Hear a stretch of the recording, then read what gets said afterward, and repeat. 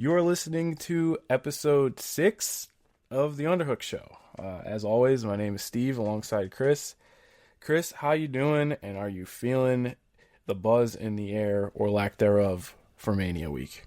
It's my favorite week of ever. It's like Christmas for us, my friend. It's Wrestlemania week. It's the collective week for me. All the indie shows. I'm stoked, baby. Yeah, it hasn't really hit me yet. I think because of the build for the big show itself. But as we'll get into it later, a lot of things in my mind I had penciled in aren't going to actually air live.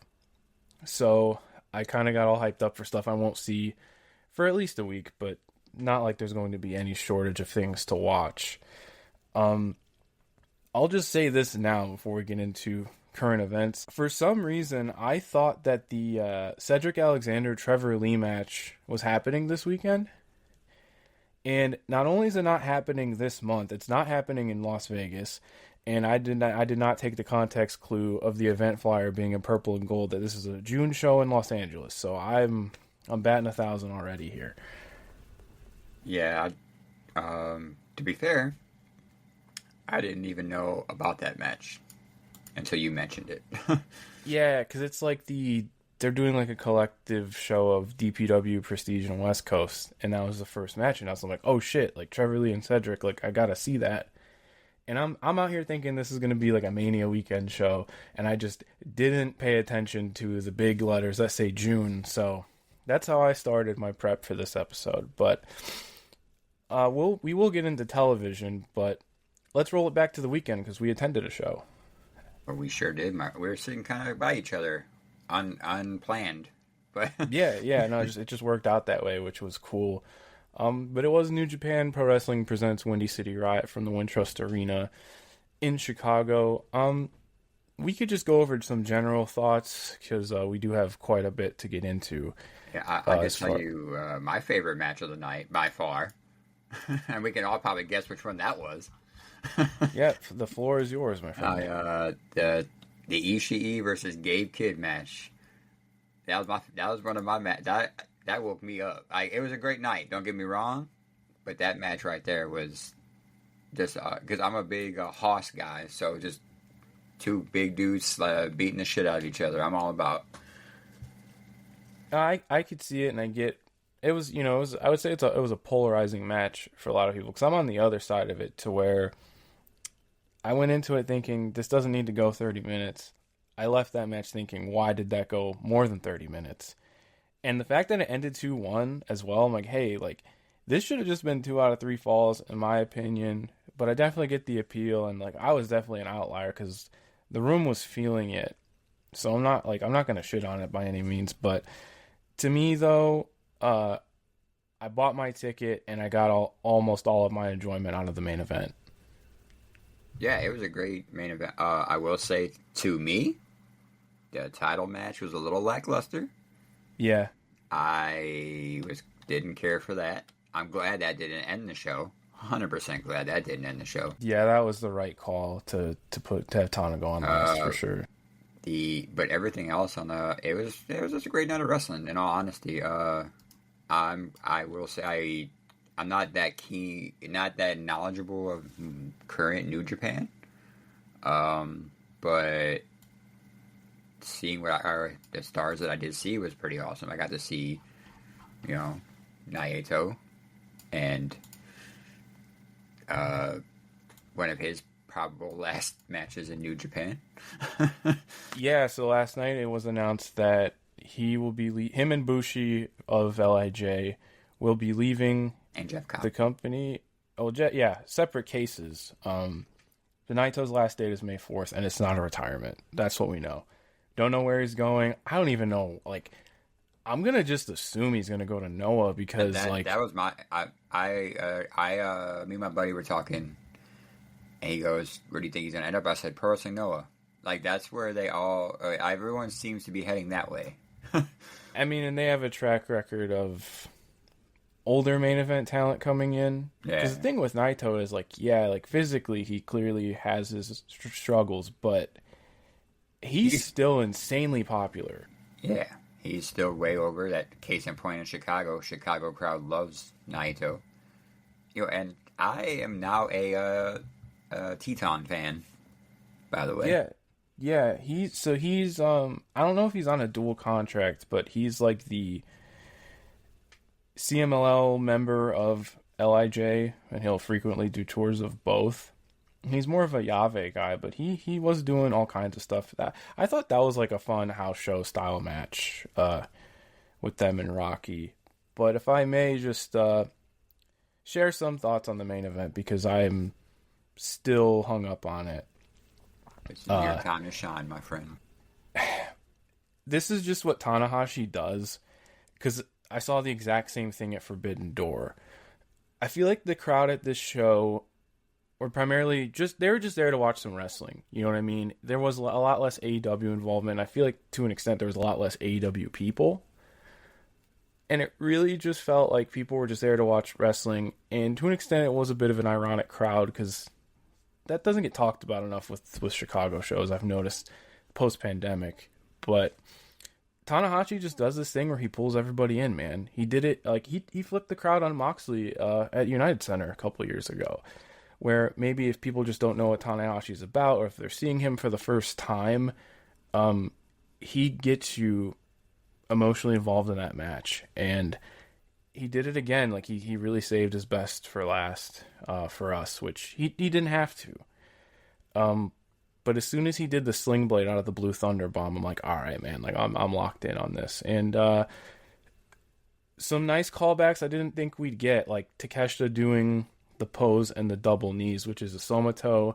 That's the finisher of his mentor Harashima back in DDT. And he used that to put himself into position to win. So there was a lot of substance there, a lot to delve into.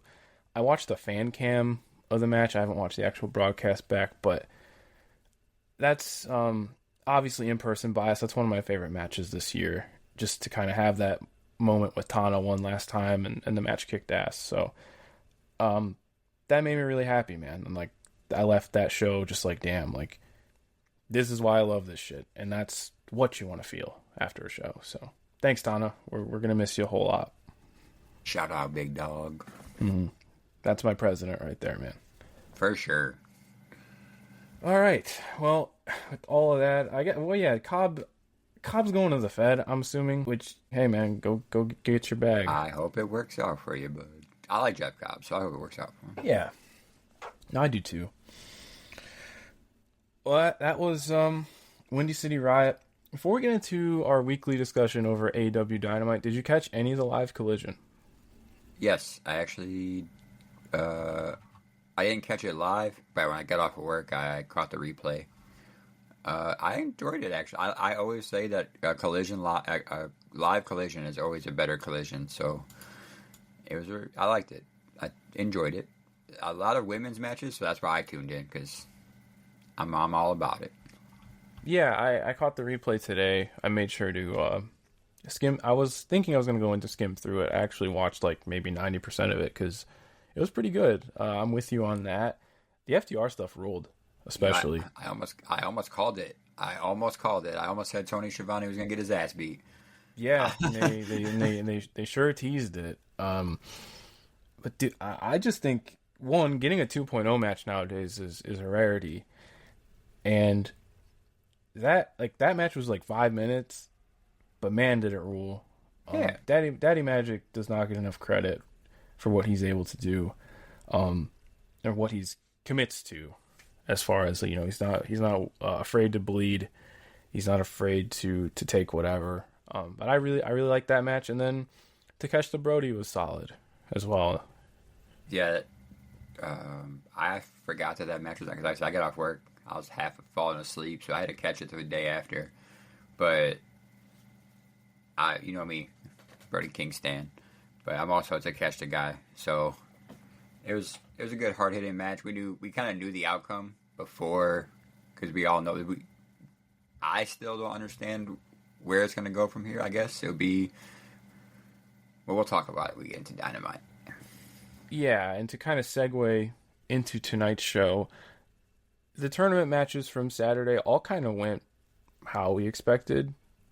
Like, like Athena and Hayter both advanced, and then Takeshita advanced. In the Hayter Billy Starks match, a lot different from their first. Billy was just bumping like a freak. She, I said she was doing them Spike Dudley bumps.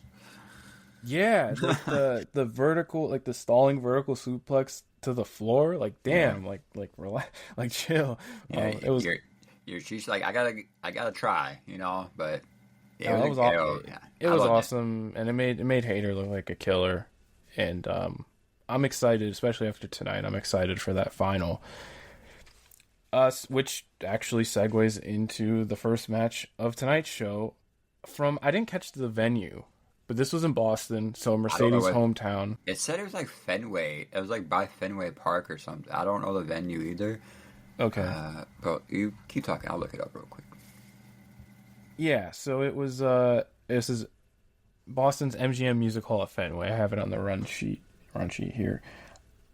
Which opened with the match we've been talking about since we've started this podcast, which was Athena versus Mercedes Moné for the very first time in All Elite Wrestling. And I thought this was great. And before I hand it over, I would say that this was really good. And the floor for this, the baseline for this was going to be a good match. But I still feel like we're just scratching the surface, and they're gonna have a lot more. Yeah, I wrote the little notes that I did take. I wrote down, this is only the first match, but we're definitely getting more. ... Why wasn't this on the pay-per-view? Yeah, because especially with the time they were given, this was a pay-per-view match. I loved every minute. This was my match of the night by far. So yeah, me too. I appreciate them seeing that they had the connected ramp tonight, and they just got that right out of the way. They go, yeah, no one's taking this from us. We're gonna do this, the tie up all the way up and down. It felt like they made a point to use as much as the room as they can, and I feel like that can go wrong real quick with lesser wrestlers, but these two made it work. Anytime that they did a spot with the barricades, just the speed of that, them flying into it was very insane. yeah, they were going extra hard tonight, and I thoroughly enjoyed it. I was very excited. Like we said, or like you said earlier, we've ever since it started 6 episodes ago, we talked about Athena Moné. We finally got it, but I can't wait to get more now. Yeah, because I think they just have such a natural dynamic of Athena is just a killer, and Mercedes bumps very well on the receiving end of those. And the thing is, she normally thrives as a smaller wrestler, but she has the size advantage on Athena here. But they still made that power dynamic work very well. I'm looking forward to more, man. This was really good. It's what you'd expect. Mercedes, I've noticed when she has time, really is trying to do a lot of these clever scenarios, like a lot of the jockeying for positioning on the apron and stuff like that. And they made it work here. And I think for the finish, it really reminded me of that first Statlander match where Mercedes barely scraped by with the roll-up. And that led directly to a second match, and I think that's what's going to happen here after the tournament. Yeah, to piggyback off your apron thing, that spot where it was Monet pulled herself out of that sunset flip and was trying to... It was just crazy. I was terrified because I thought one of them was going to get dropped on their head, but it turned out great. And with the roll-up, I could see that happening somewhere down the line. This is a pay-per-view match. This has pay-per-view. I don't know when you get it. Maybe, I don't know. Maybe you say Monet wants, the Ring of Honor title or something. You know what I'm saying? You get this other match. You get it. Just... Yeah. No, I don't know where, but I'm sure it'll be this year. If it's not a Ring of Honor show, which could easily main event a Ring of Honor show, no question. Maybe at All Out, because All In, Double or Nothing and All In are dedicated to this tournament, and unless Statlander if this is all building to Statlander finally beating Mercedes, I don't see them revisiting this for a little bit, but I'm cool with that because what we got tonight, hey, that'll suffice for now. Tony did make a brief appearance after the match, and I feel like they've been kind of doing this dance with Tony and Mercedes. So for now, I'm gonna just suggest that that's where we're headed. We're gonna get Mercedes all of the belts, or at least put her in position to win all the belts. Or Dragon style. Yeah, Muto style on the magazine cover. Yes, that was the opener. Segues into the Hangman interview, and before he could really give his thoughts to Renee, enter the Elite, and this was a red herring, I think, to get a lot of people anticipating Jack Perry for the Joker slot. Get rid of these people. Yeah, the Okada stuff was funny though, and it was just nice to see him around. Because I feel like he's been popping up on pay-per-view and then disappearing for a while. But yeah, this was a whole lot of nothing. But I think the whole point was to maybe some friction between Hangman and Okada if we get that at some point. And because I feel like, unfortunately, I think slowly but surely they're roping Hangman back into this Elite vortex. But I think the whole point of this, like I said, was to Hangman's match is up next. Here's the Elite. You see them, you're gonna think, okay, it's not the Joker. I think it was just a mystery wild card or whatever. Wild card, yeah. I get all the names mixed up. Wild card, bitches. Oh, sorry. Yeah. Thing is, though, the wild card was not Jack Perry. It was the Walking Weapon, which we thought it might be, but we just didn't know how it would go. To be fair, both of what we said happened. Yeah. So, hey, we weren't totally wrong. We were wrong at all, actually. But, I mean, like you said, they're going to... Do you even... I mean, you're going to bring back Jack Perry for the inevitable blood and guts or anarchy in the arena, whatever you're doing for this feud. But, yeah, we all thought it was going to be him. I thought it was going to be him. I was happy with Josh Alexander. I was happy either way, to be fair, because I knew Hangman was going to go over. But kind of weird that you have Josh Alexander debut to lose. Does he really? He doesn't really lose anything, I guess, in a sense. I think how they handled this actually really worked, because I think the loss would, like him reconciling with Don Callis right then and there after, like, when the loss was fresh, to establish him as a heel, because no matter how he debuted, he was going to get a nice reaction. Yeah, just because of who he is, and you got to keep his theme music, so that's awesome. Yeah, so you got the debut pop and all that, but then for him to lose and then attack Hangman afterwards and then join Don Callis' family, that really worked. The match was cool. The crossbody through the bottom ropes. That was probably hard. That was probably like the coolest thing he did. I'm gonna give one more shout out to this arena, because this arena was so badass. It was like very vertical. It was awesome. I don't know what it was like. And they said it was balconies. They said it was 3 story, or they said it was like 3 rows. Like, wow. Yeah, at least that's what Tony Schiavone said. But I said, man, that venue's run more venues like that. Yeah, because you could really feel the noise coming down on the action, which always helps. Like, the crowd came off like molten on the broadcast, especially for the main event. Oh yeah, and I think that's just because of how the building is just laid out. Because there's a couple of venues in Japan and Mexico where just how they're built, the sound comes crashing down in the ring, and you don't always get that in the like hockey and basketball arenas. So, yeah, credit to how they planned that out, because it definitely came across like it was hot as shit in there. I love just the way that they the minute they opened the show, I was like, "Yo, this is a nice venue." Yeah, but yeah, I thought the match was cool. Um, Hangman got all his stuff in, like with the lariat off of the stage and shit. Well, he made sure he was using. He said, "I'm getting my shit in tonight.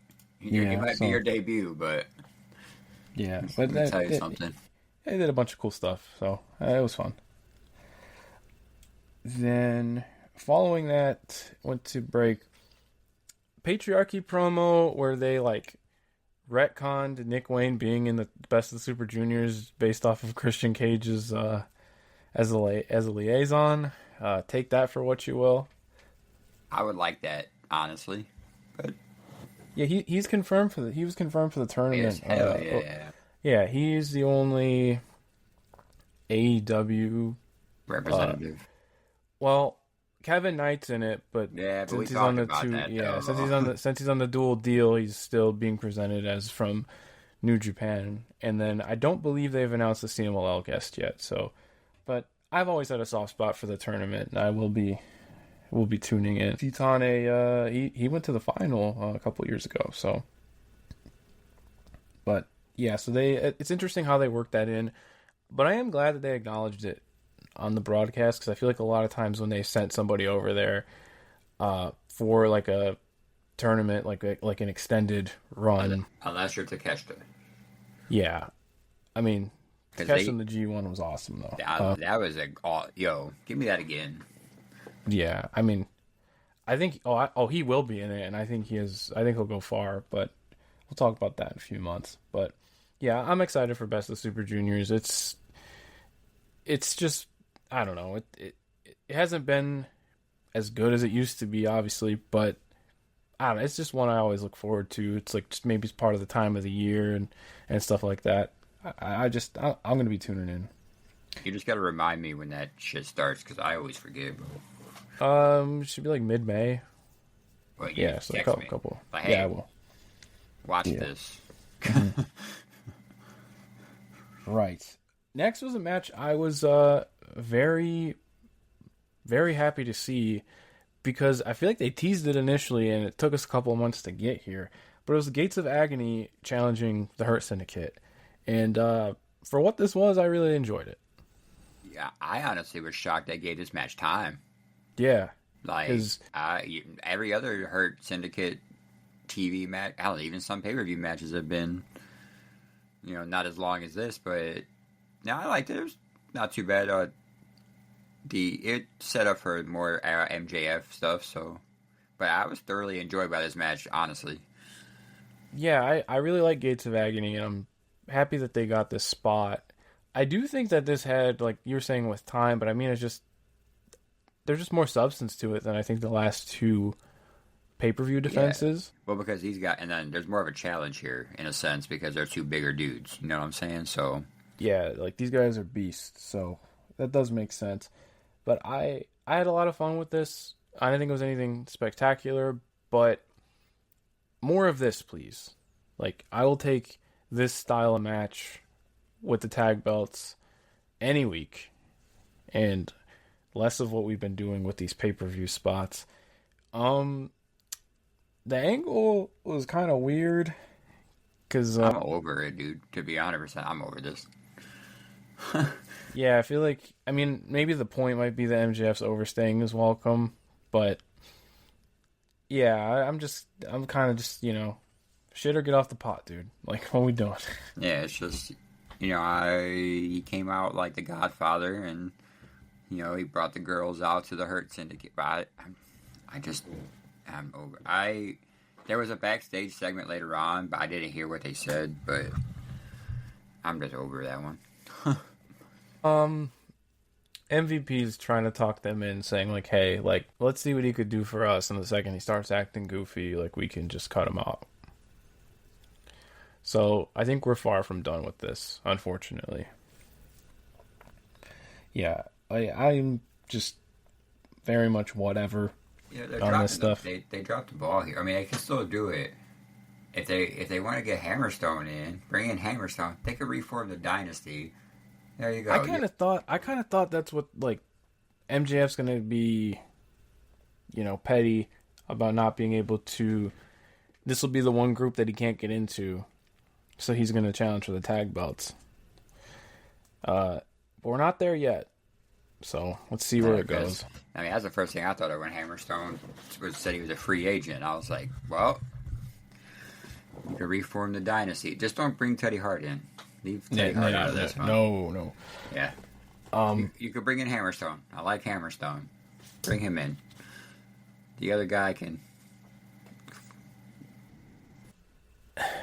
When I'm really trying to lay everything out here, and how much of AEW television is keeping the stadium show like in the back of your mind, MJF's going to need something to do and on that show, and I'm almost wondering if that's not it, because whatever Edge and Christian are doing, I don't know if they need the tag belts involved. And you'd think the Hurt Syndicate will be a part of the show because they've been, even if they haven't been given the best to do, listen to it when they come out. Well, yeah, that's. Do you put? Yeah, I mean, I guess. I mean, other than the only other thing I could see is somehow interwebbing all of this, they do Lashley versus MJF. Which might just be it. That's the only thing I can think of, honestly. Like, that's the money. Like, that's the match I think that's on the paper, but. Sure. Yeah, I'm with you. I could easily see that happening too. But yeah, that got 9 minutes, but it did feel like the match itself did feel like there was enough on the bone there. Like to where when it was done, I didn't feel shorted. I would say that. Oh, yeah, no, it was a decently paced match too. Yeah. Yeah, so more of that, please, because I still like the Hurt Syndicate. I'm just the whole MJF trying to weasel his way in starting to wear on me a little bit. Then here, unless I'm missing something, went right into Ospreay Takeshita, which got so much time compared to everything else. I thought this was the main event. I forgot about the trios match. I mean, the way it was being discussed online, especially now, like with where majority of the internet is with Moxley, it was treated as such. I'm starting to side with you on the whole. Not that I was ever opposed to it, but I've got another Callis impersonator, so yeah, I do. They're probably just planting him at this point. Yeah, especially because they keep showing him every time too. So like, at this point, the first one might have been not a plant, maybe. Mm-hmm. Just saying. And then they just kept running with it and made it a thing afterwards. Or, I mean, but, yeah, they focused on, not this one, but when they showed that one, they focused on that one way too much for me to not think that it was a plant. Sure. I'm just trying to think because, I mean, I guess it makes sense that just the last two matches took up so much time. I mean, unless I'm forgetting something, I don't believe I am. So, I mean, yeah, then we did get Ospreay Takeshita, and yeah, this was not for me, and it just comes down to just so many kickouts, man, so many kickouts, and just the match at the pay-per-view was better. Revolution was better than this one. Yeah, so I was like, I already seen this before. I'm cool. I don't need to see a repeat of it. So. Yeah, definitely diminishing returns because they burned so much in that match last year, where they were doing like all the most insane shit they could think of, like the free fall brain buster and all that, and yeah. The stuff with the ramp though. I mean, I keep going back to the ramp. I always like when they do the ramp spots. If you see what Ospreay did with the ramp in this match, it makes perfect sense for Mercedes and Athena to be like, all right, first thing we gotta just do the lockup spot now, because had they done that after an Os cutter, they look at the run sheet, they're like, huh, Ospreay, yeah, no, we gotta do this first. We gotta like the Slum Dog and then the Os cutter onto the ramp. They're like, yeah, we want to do something a bit more meticulous. We got to make sure we do it now. But yeah, these are two freak athletes, and they did a bunch of cool stuff, but it's almost like I think they really lost me with the false finishes, and then when they were spamming, stealing each other's moves, and then just doing one counts. I don't know. I don't really know how to feel about that because, like, especially something like the Hidden Blade is so protected. that when you like reduce it to a 1 count. That's stuff that bothers me, but like I understand that this is something that is going to be well received by the majority of fans, and more power to you. I'm not going to complain about it, but I will just say that like they got to a certain point where I'm like, all right, guys, like wrap it up. Yeah, they treated it like a pay-per-view match for TV. I did, like you said, I'm a big Will Ospreay guy. I love to catch it too. This wasn't for me either. I didn't really, like I said, I thought it was the main event, and I was highly wrong. Yeah, so now Ospreay is in the final. He will face the winner of Hangman and Kyle Fletcher, which rolling back to that angle, they really got their heat in on Hangman. Like Hangman got his ass kicked by Fletcher too. Yeah. So I think that sets up a nice. It's a good angle heading into the match instead of it just being clean slate. So I think that'll start hot. But where do we go? Who do you think is going to take it now? Because it can go either way if you look at it. My gut is saying Fletcher. I would prefer Hangman just because this would be like the 5th Ospreay Fletcher match in a little over a year. And Ospreay Hangman, that's a very, very, very big match. And I think if they don't do a world title match and they just group in all the stuff in the main event into Anarchy, then I would just have Hangman Ospreay main event, Double or Nothing. Like that match you can easily main event AEW pay-per-view with, especially with how the core AEW audience feels about those two. I think that's a huge match. I think I have an opinion, or I have a theory what's going to happen, because we haven't seen Jack Perry come back yet. He's going to cause Hangman. That's why I said my gut's telling me it's going to be. I wouldn't be surprised that both Owen finals are rematches because they love the Ospreay Fletcher pairing. And on the women's side of things, I think there is a story to tell with Stat because she still hasn't beaten Mercedes. Yeah, that's what I was telling my buddy today too. I was like, Stat and Monet, and this is the time you could put Stat over. You could have her beat Monet. There's no title on the line other than the Owen. And then you could splinter that into the Athena Mercedes rematch. Because this tournament, you could have her take a loss, and she's not going to lose anything. And if anything, that could just lead to a right to challenge down the line. How they do it in other promotions where a champion gets pinned, then that whoever pins a champion is next in line. So there's a lot you could do there.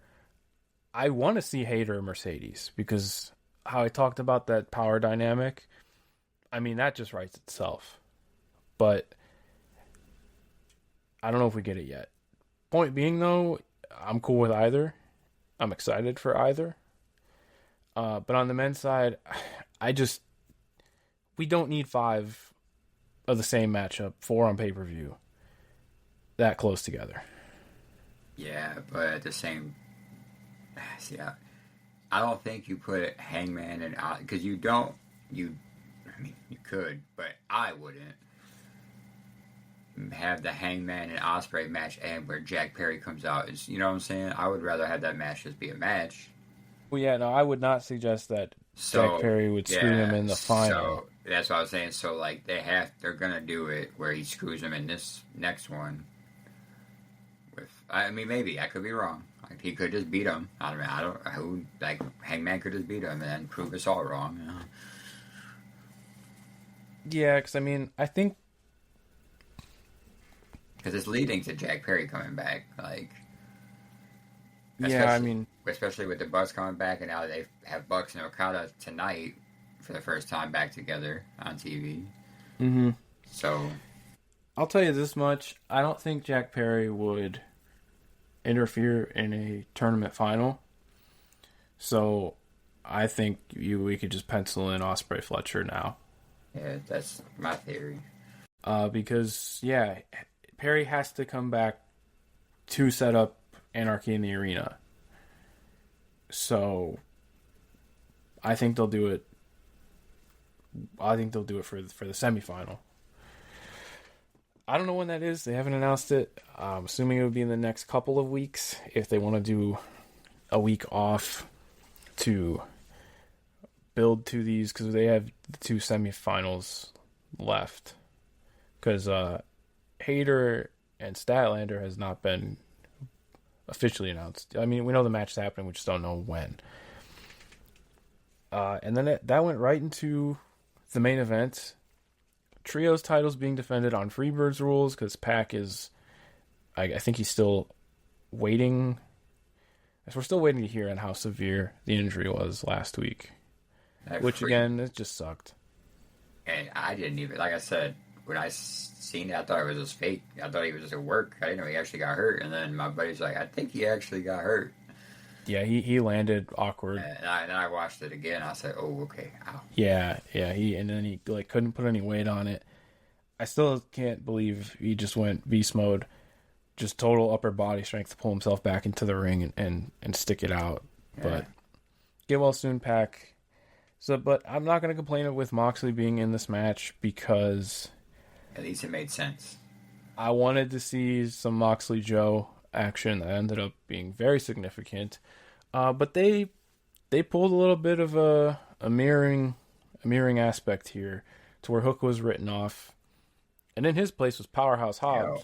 And side note, I hope Hook okay, by the way, because I don't know if you saw it. I did not see what happened. So last week, I think he got a concussion. Oh, yep. You know what? I did see. Because he was throwing up in the ring.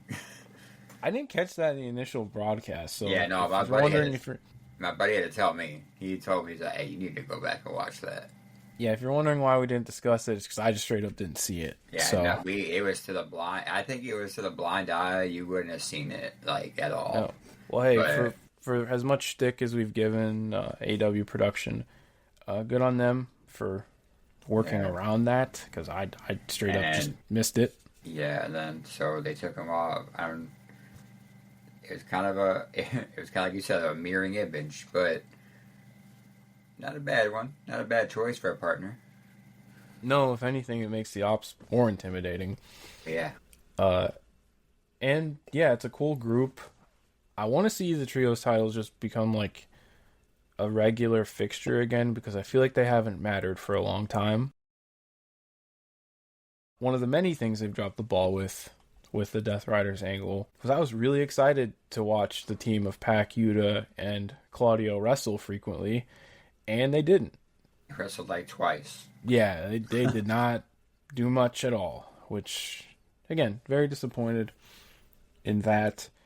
But I thought this main event was fun, but there was just so much going on. And I think that was your kind of big flashing lights letting you know who's going to be in the big summer plunder matches. Oh, yeah. You could pretty much pencil in Powerhouse for the Anarchy in the Arena now, right? But yeah, it was a crazy, not schmodge, but a crazy, just chaotic match. Willow came out, which was awesome later on. How was meeting Willow Nightingale? She's the nicest person I've ever met in my life, by the way. I would not assume anything else. Literally, nicest person. Like, held a conversation with for like 10 minutes. Like, they were just shooting the shit about everything. Real cool person. Hell yeah. She came down, hit that giant lariat on Marina, which was badass. Yeah, that was sick. It was all this. I actually enjoyed. I just wish it didn't overrun. You know what I'm saying? Because I just feel like the pacing was not good because they were in the overrun. But I liked it, man. It was a good main event match. It was one of the better AEW main event matches on TV that I can remember.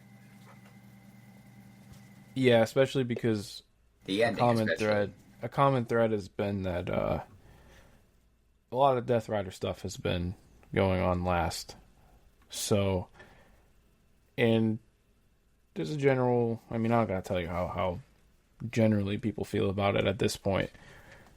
You should know by now. Yeah, I thought that because of the time crunch, we just didn't get enough Mox and Joe because I'm like, I've been fiending for that for years now. Yeah, Um, but that's gonna be one of your big events. That's gonna be yeah, so Joe choked out John Moxley, which Moxley taking a fall is a pretty big deal. I hope that leads to a title match. I mean, yeah. you think it has to. I just don't know where or when you do that because I'm assuming both of them would just be an anarchy in the arena. If they do just circumvent it for now and they just do Joe versus Mox at the pay per view, I'll be very happy. Yeah, I mean, I wouldn't have any. Either way you look at it, if we do the anarchy or you do that, I'll be happy with whatever you decide. Because either way, you're getting this match at some point. You are getting Joe and Mox because you don't have someone choke out your world champ and then you don't have any repercussion after, like any match after that. Like, Yeah, yeah, and that has me excited to see where they go from here because they're doing a live collision tomorrow. So nothing for Dynamite next week, if I'm not mistaken, was announced yet. to my knowledge, no, not to my knowledge. Yeah, so it's like almost like a clean slate. We're gonna have to wait. Maybe they'll do some pre-tapes tomorrow. Yeah, Which the only thing I've seen on the bottom graphic was just it did show 3 matches for tomorrow, right? whenever it just said Osprey versus the winner of Hangman and Fletch, but I don't know if it told me when that match was going to be. For next week. Go like that because I know it had to happen tomorrow. Yeah, I mean that'll probably be in a couple of weeks. But yeah, fun Dynamite, I would say. I don't think we got too much as far as like big picture stuff. It was very much based around the tournament and then obviously the title switch, which was the first kind of collective punch in the mouth to the Death Riders since Cope decided to solo all of them. But I think they wanted that feel good ending for what was the Eric Bischoff Pack Watch edition of Dynamite.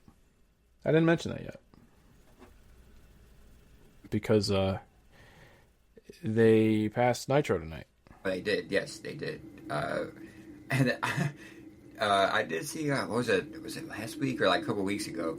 Tony Schiavone, I think it was Schiavone, was talking about it being the longest ever. He was taking like low key shots at Nitro and Eric Bischoff, but not like saying it out loud.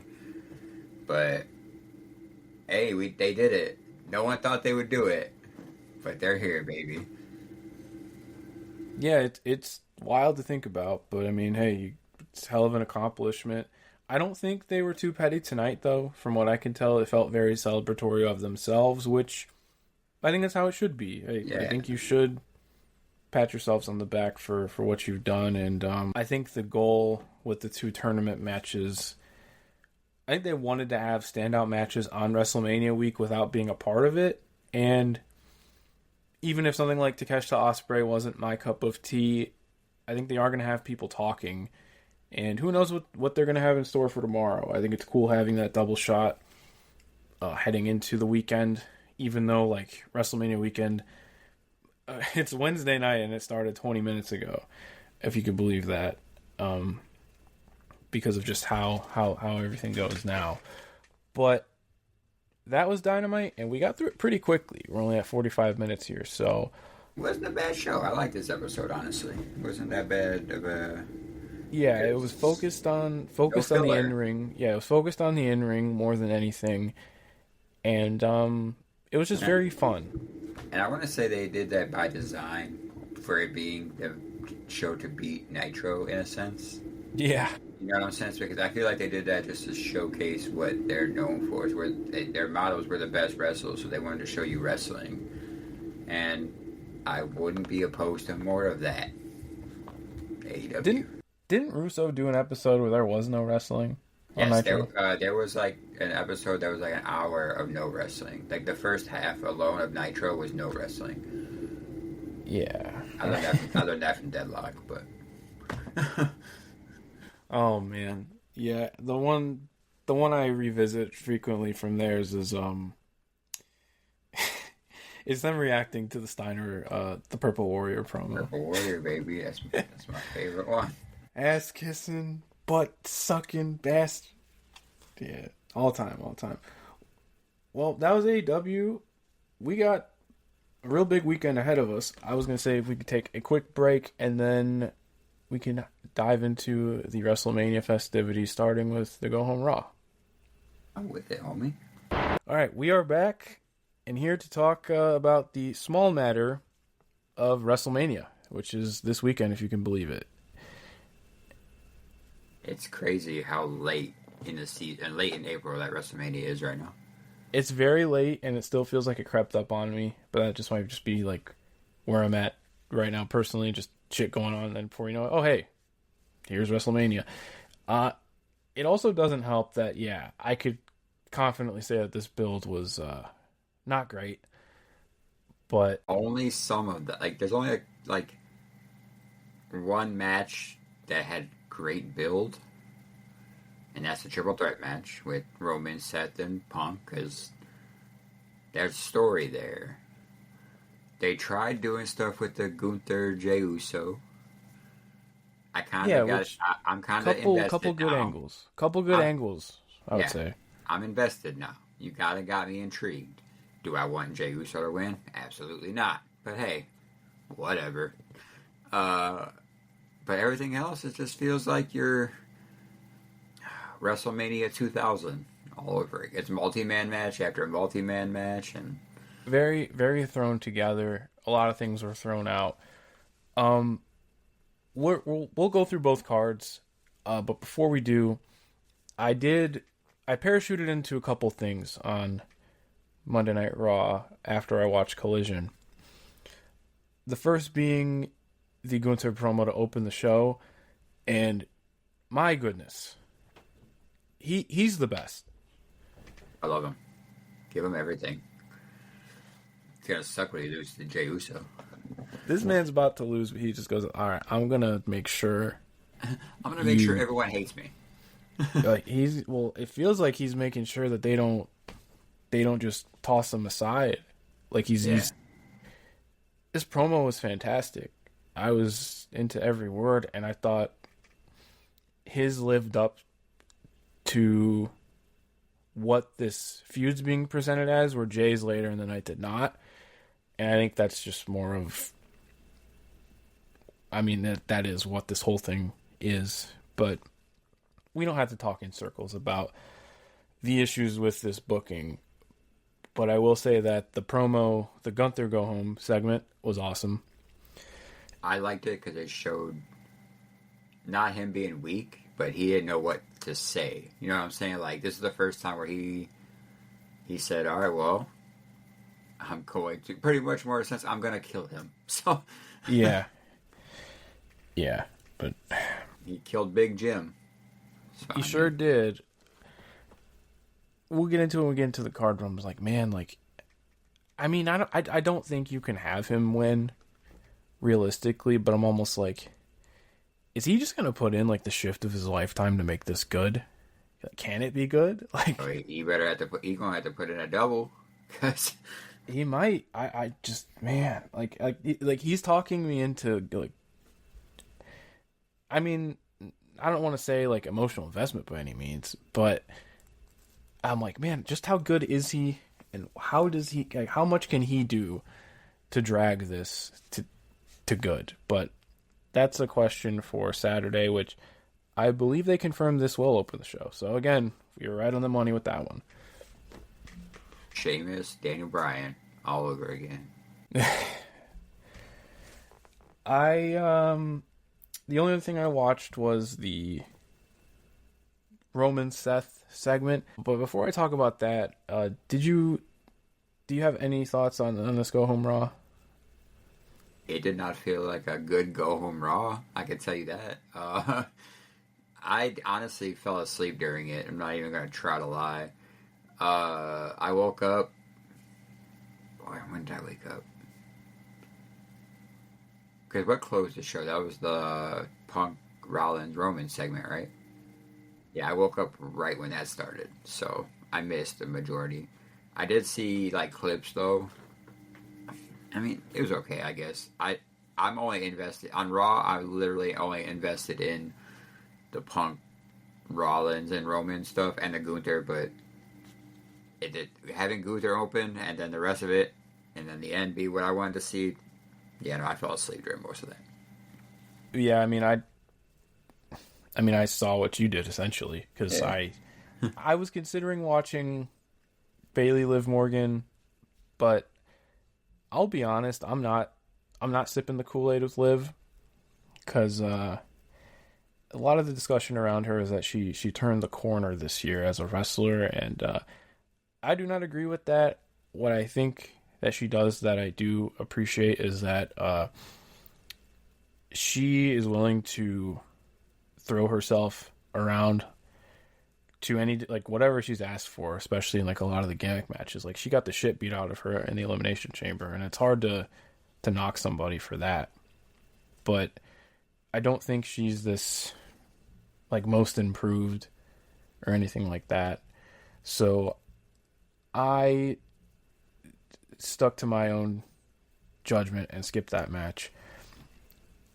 But at that main event segment, and this goes for last week too, it feels very weird that Punk has not gotten a word in 2 weeks in a row. And Seth now, like, everything that we built to just turned into this whole Seth trying to coerce Heyman. And it feels very strange compared to the tone and the feeling of everything over the past couple of months.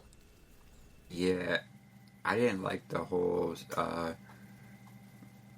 now Heyman owes Rollins a favor. Why? Why are we doing Yeah, it? yeah, I get like Rollins trying to play like the devil on your shoulder, kind of carrying cross style in this situation where he's trying to just be in the middle of this Punk Roman thing and cause a rift, but you don't need to add Heyman into that already when Heyman's already the focal point of Roman and Punk. That's not your focal point of Rollins and Punk. You know, yeah. Making Rollins the agent of chaos this late just felt off to me. Because, like you said, like the whole story here is Punk and Roman. I think the match should have been them. I think maybe they want to make Seth a more prominent figure in this to justify this being a three-way. But it still just felt very strange that we went 2 weeks in a row where Punk does not get a word in, because I thought he was carrying a great deal of the workload here with the promos. So that was strange. It's not how you want to go out for the big show. But I will also say this to kind of just sum up Raw and the location SmackDowns like that they do in the city the night before.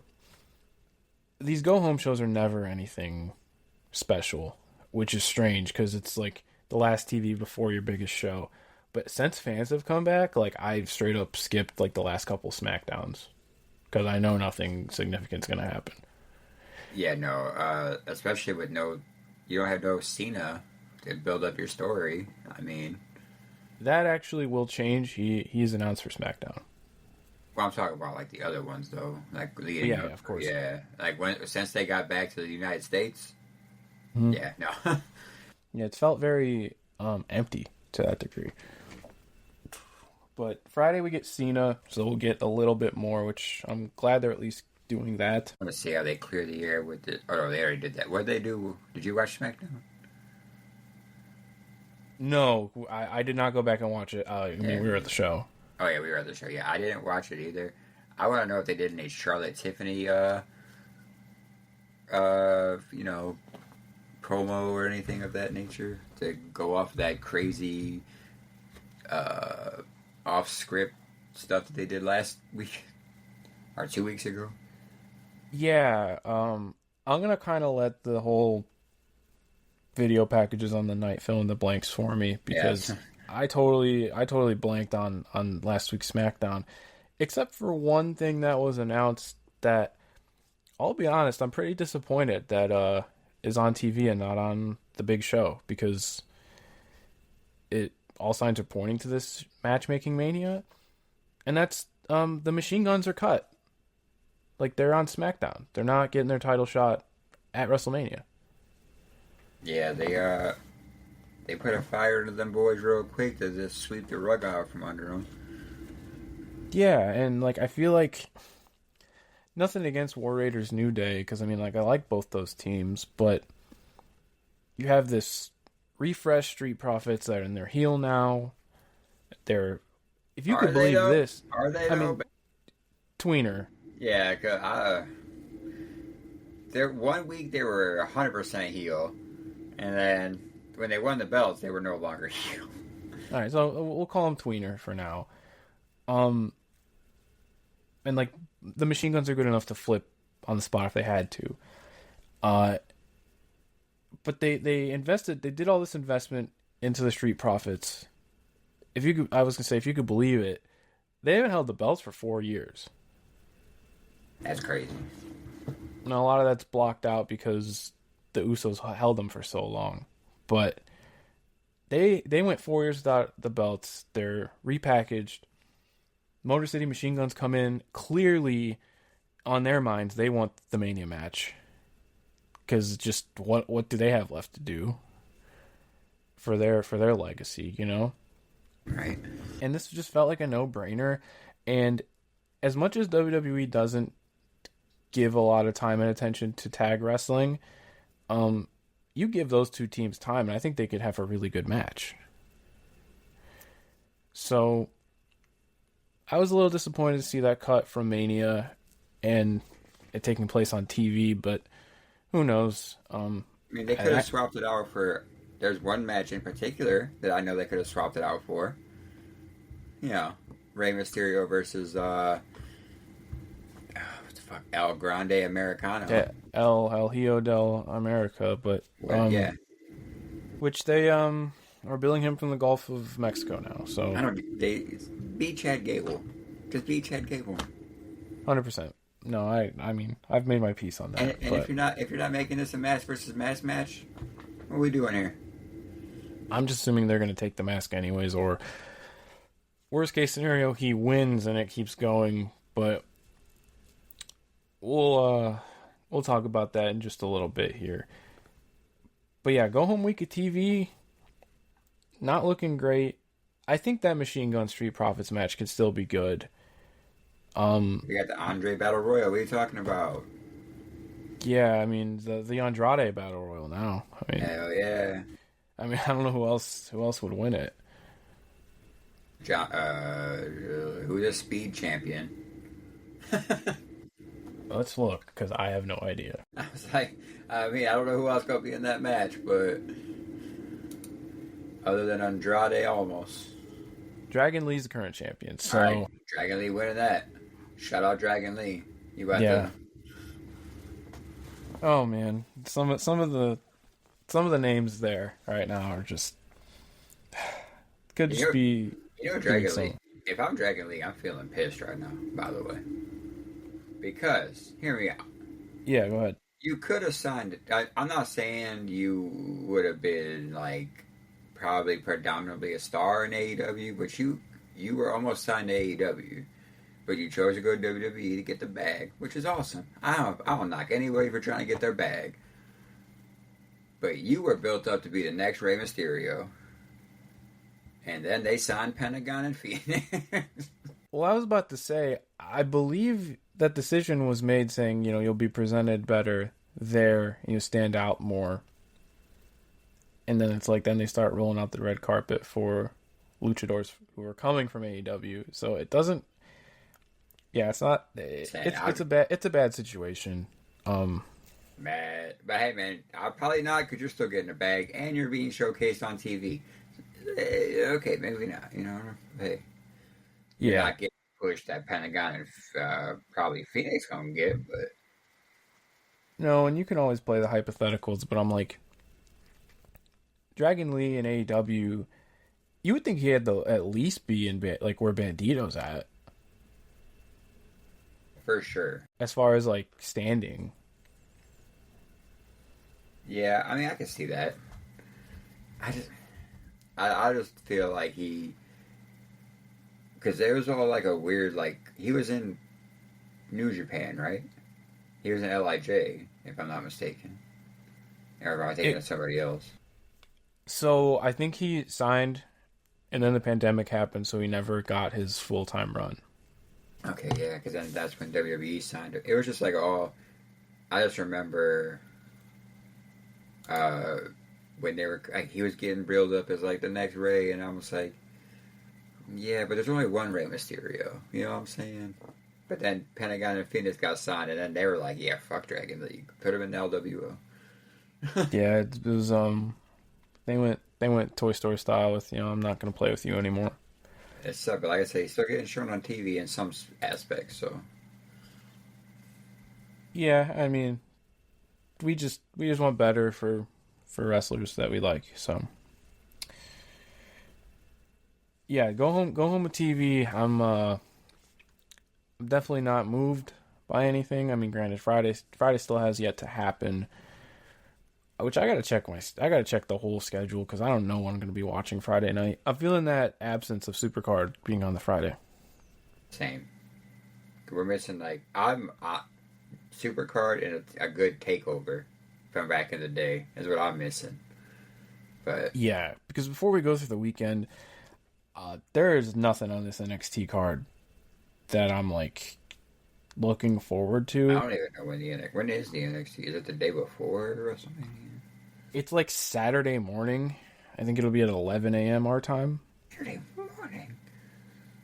Yeah, they usually do it. They've done these stand and delivers the morning There of. it is. Here it is. Okay, cool. I found it. There's so many, so many. Yeah. Which, by the way, let's talk about this real quick. Roxanne Perez is on the kickoff show of the NXT event.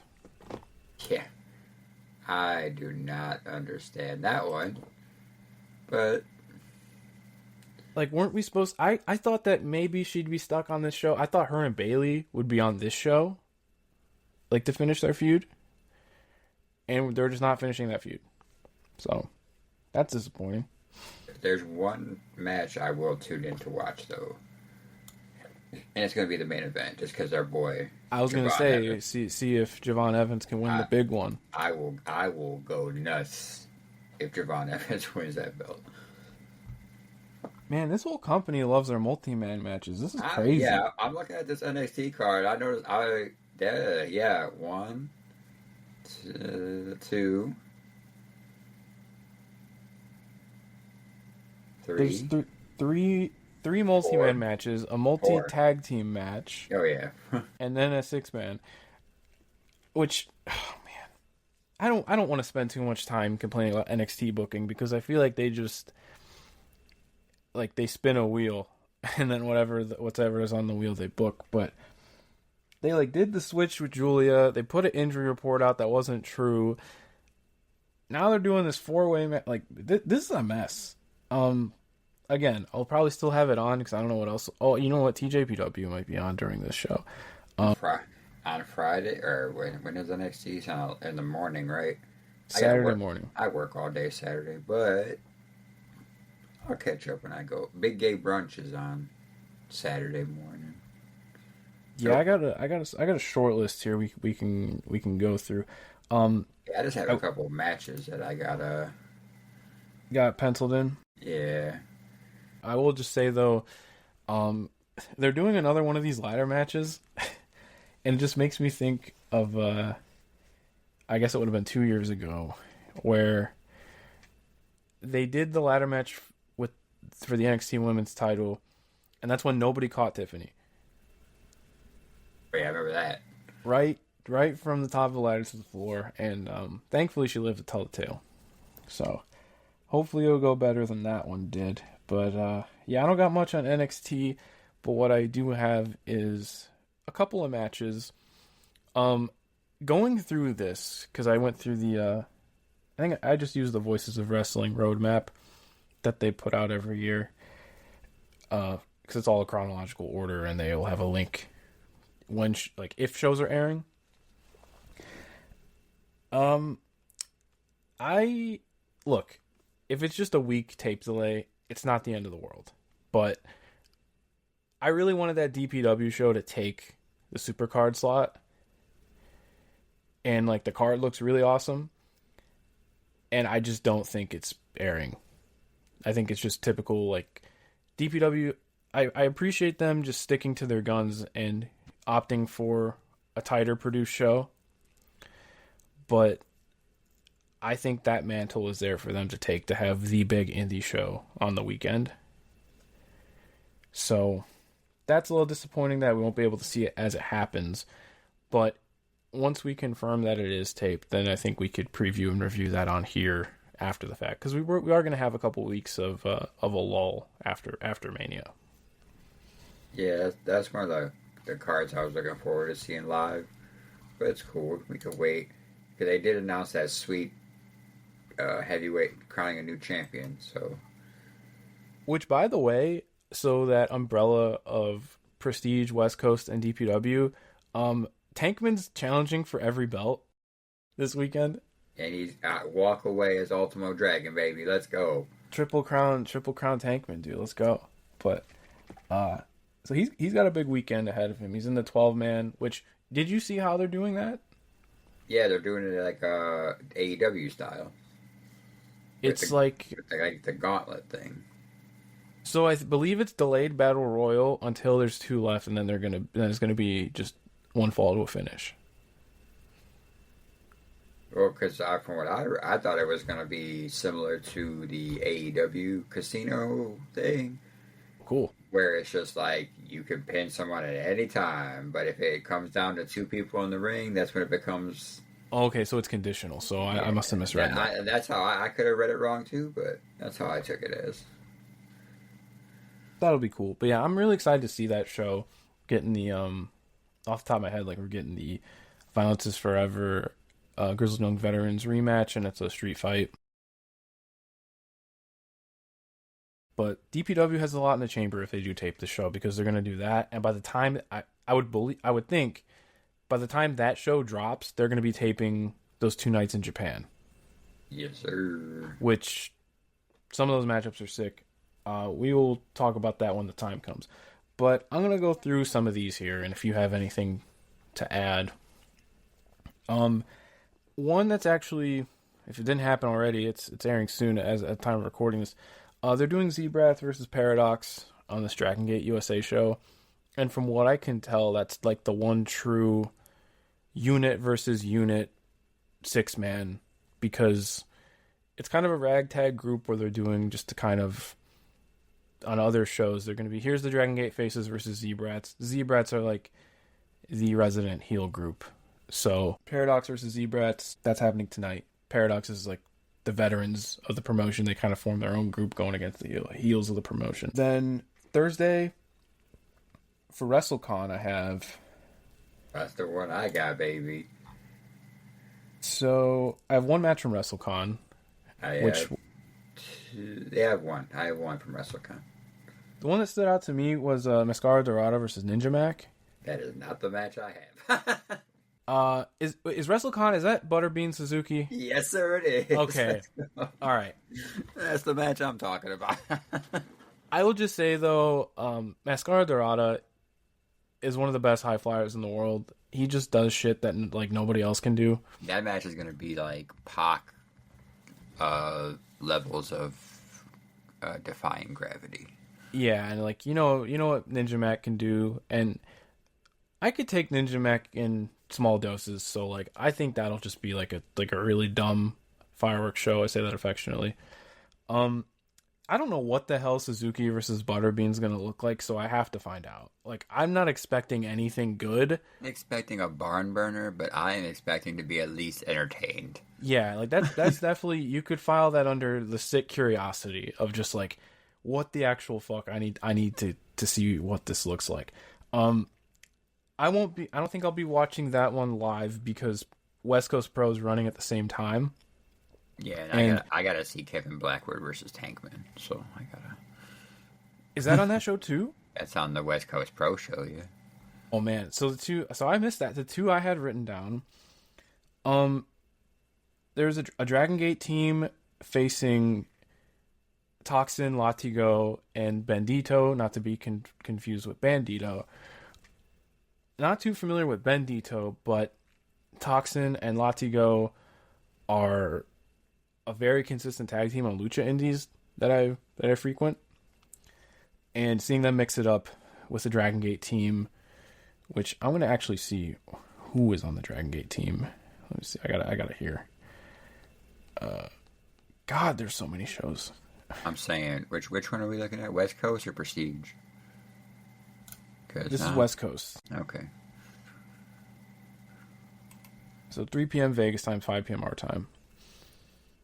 Okay, so KZ Yamato and Dragon Kid versus Bandito, Toxin, and Latigo. Yeah, so Dragon Kid especially, I think, as like the real resident high flyer on that team, will gel with the Lucha guys. I mean, Lucha is embedded in Dragon Gate's house style, so they call it Lucha Rest for a reason. I think that can be a ton of fun. But the main draw for me on this show is Trevor Lee versus Timothy Thatcher. Yeah, that and Tankman. I don't know if I'm gonna. What time does this come on? It'll be 5 o'clock our time. Oh, yeah, I'll be good. I'm definitely tuning in live on this one because I'm off tomorrow, so I'm tuning in for everything that I can. Starting with, I'm definitely, yeah. So here's where things get a little bit messy. So the GCW collective is carried exclusively on Triller TV. The other group with Prestige, DPW, and West Coast, and that also includes Dragon Gate and Stardom, if I'm not mistaken. Network. Well, for that show, it's High Spots. The other ones are on YouTube. Some of them are on Triller. Like that one's like the Wild West as far as where you can find it. Hey, it's So, fine. we're gonna be doing some juggling there, but this looks like a pretty solid card. I do think Trevor Lee, Timothy Thatcher. I mean, come on, like that, especially now with Trevor Lee as like this obnoxious heel, him playing off of how animated Thatcher can be while also how brutal Timothy Thatcher can be. I'm very much looking forward to this match. Timothy Thatcher, I mean, he did it last year with the he had the 2 matches in a day with Tisher at Bloodsport and then Daniel Makabe at Dean. He's set up for a very big weekend, which I'm always happy to see, which we will continue to get through. The only other things I had from Thursday, before we get to Bloodsport, because I know we're both going to want to talk about that a little bit. The Prestige show, I want to see what Adam Priest Suzuki looks like. That one was, yeah. I have one from the Defy show also. I want to see Kenta versus Mance Warner. When is that in the morning? Zero idea. I feel like Defy always runs early in the day for some reason. If you can, I'm on the cage match, just looking at upcoming events, so it doesn't really tell me time for any of these. Okay, I have it here. So this will air at 1 p.m. Central. You're on the Voice of Wrestling thing, you said? Yeah, I'll link you. Hell yeah, my guy, because this is... Yeah, if they do one thing, I mean, I take part in their big aggregated match of the year thing where like you submit a ballot. But the one thing I do look forward of theirs every year is this, because it is a very convenient guide. So yeah, this is Thursday, 11 p.m. local time, so 11 a.m. local time, 1 p.m. our time. Kent, yeah, it's cool to see Kenta, the Rock and Roll Express are on this show. Yeah, that's why That is wild. the Defy show sounds awesome because it's the Rock and Roll Express versus Midnight Heat, which is Ricky Gibson, which is Robert Gibson's son. Oh yeah, so So that might be really like that could be really fun. Let's see here. but also on Progress, I don't know what time Progress starts, but Suzuki versus Cara Noir is God, going to be Suzuki interesting. has the absolute like wildest group of opponents this weekend, And and I'm here for it. yeah, because it's like I'm not. We know what Suzuki is over Mania weekend. Like it's clearly vacation Suzuki. I mean, hell, he's kind of transitioned to that in Japan now too. But you just see some of the names and you're just like, what on earth is going to happen? But yeah, for the Prestige show, okay, yeah, so there is the Prestige show. It does have some overlap with Bloodsport. The Prestige show is just airing for free on YouTube. Hell yeah, it's awesome. But the two that I had down, I want to see Adam Priest because of how much of an agitator he can be, how shitty of a heel he can be. Him playing off of Suzuki's mannerisms, I think, could be a lot of fun. And the other one, just out of a sheer, just like sentimental pick, the Iconics are on that card. Hell yeah. Yeah, so I love Billie Kay, dude. Like if she just decided to stay full time, I think she would be kind of like in that Chelsea Green spot now. But yeah, absolutely. Because she, what was it? You got to be joking me. That had me dying laughing every time. I don't even know why. Or the thing with the resume. Yeah, that part where she's just walking around trying to get everyone's that she is 100. She would have Chelsea Green, but shout out to Chelsea Green too. But. Yeah, no, it's not like not tearing anyone down, but I just mean like that type of presence on television. I think she could easily be doing that full time if she wanted to, but she wanted to focus on being a mother, and hey, that's wonderful. So yeah, so it's her against Kylie Rae and Nicole Matthews. And Nicole Matthews is a incredibly gifted professional wrestler, very, very strong on the mat, which doesn't necessarily gel well with the Iconics or the Inspiration here. But hey, that's more of a vibes match, if anything else. Did you have anything on that Prestige show? No, I think we covered the. Yeah, I just want to see Suzuki Priest. That's going to be interesting. Yeah, it really is, man. That's one where I'm like, that's some inspired booking, I think, especially if Priest can get anything out of Suzuki. But we will see. My dog tanked me about to take another belt, so it's fine. Yeah, we're good on that one.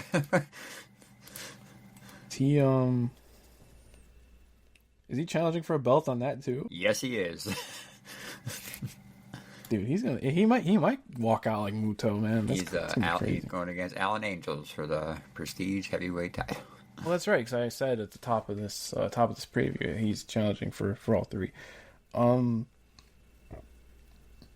That's just. I guess the tentpole event of the weekend for us, it's not Deadlock because I don't think we'll be able to see that right away. Josh Barnett's Bloodsport, was it 13 at this point? Yes. Two matches stick out to me, and for how much WWE talent's on the card, the one involving WWE talent that I'm excited to see is Charlie Dempsey versus Shinya Aoki. Are you familiar with Shinya Aoki's work at all? Not at all, my friend. So he is a DDT guy, but he's ex-UFC. Like, he is a shooter through and through, and all of his matches, he makes his opponent work for every single inch. Everything matters, like the smallest detail matters, like where your hands are positioned for leverage, like where all your limbs are. He will fit right into Bloodsport, and this is going to be a case of dragging this kid into the mud and seeing if he can crawl himself out. Like, that is going to be ugly in the best way, and I think Charlie Dempsey shines outside of the WWE system, but it's like he's never going to leave it just because of, he's Regal's kid. I mean, he's talented too. I like that. Yeah, I mean, like last year who did he wrestle? He wrestled Matt Mikowski last year at this event. It was really good. And then like he did a one-off in TNA against Jonathan Gresham. That was awesome. Like when like he can grapple, he just doesn't always get the chance to because like who in NXT can work like that? They just are not training them to work like that. So this is really where he thrives. So putting him with a killer like Aoki, like I'm very excited for that. And this guy looks unsuspecting too. Like he's a smaller dude. I mean, he has like negative 10% body fat on him, but like you watch him, you're gonna watch him walk to the ring and be like, okay, what's this guy's deal? And then as soon as the bell rings, he is just a total punisher. It is awesome. So I'm excited for that one. The other one I'm sure you could predict. I mean, what more do I have to say? Zack Sabre Jr., Jonathan Gresham in a grappling match. That's one of the two matches I'm stoked for. You could probably guess which other one. My dog. I'm gonna take a wild guess and say Gabe Kidd against the War Master. Absolutely, because these two are gonna beat the shit out of each other. And Josh Barnett is like, he's just getting older, but he just has that intimidating like look to him. So I feel like it's gonna be a slower paced match because there's like I said, Barnett's getting older. He's a bigger dude, but I feel like it's gonna be hard hitting. And then the other one I'm actually looking forward to is Baszler and Konami. Yeah, I forgot. Like I totally glossed over that one. Yeah, a similar situation with Konami.